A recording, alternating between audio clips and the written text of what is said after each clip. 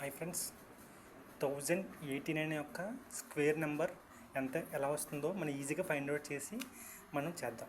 ఫస్ట్గా ఏం చేద్దామంటే ఫస్ట్ 2 డిజిట్లని ఒకలాగా, సెకండ్ 2 డిజిట్లని ఒకలాగా విడగొట్టుకుందాం. లాస్ట్ ఉన్న 9 దీనికి ఒక స్క్వేర్ యూనిట్ డిజిట్ చూసుకుందాం. 3 స్క్వేర్ 9, 7 స్క్వేర్ 49 అంటే లాస్ట్ 9 వచ్చింది. ఓకే, ఈ ఫస్ట్ 2 డిజిట్లు అనేది మనం క్యాలిక్యులేట్ చేసాం, అయిపోయింది. తర్వాత మనం ఫస్ట్ విడగొట్టుకున్నాం కదా, దీన్ని చూస్తాం. 10 అనేది 3 స్క్వేర్ దగ్గరగా ఉంది, అంటే 9 3 స్క్వేర్ ఈక్వల్ టు 9 కదా. తర్వాత 9 అనేది దగ్గరగా ఉంది. తర్వాత వచ్చిన నెంబర్ అంతా 3 తర్వాత వచ్చిన నెంబర్ అంతా 12. 10 అనేది 12 కంటే పెద్దది కదా, అందుకు పెద్దది వచ్చితే ఇక్కడ స్మాల్ నెంబర్ తీసుకోవాలన్నమాట. ఒకవేళ చిన్నది వస్తే ఇక్కడ బిగ్ నెంబర్ తీసుకోవాలన్నమాట. దేనికి? ఈ స్క్వేర్కి.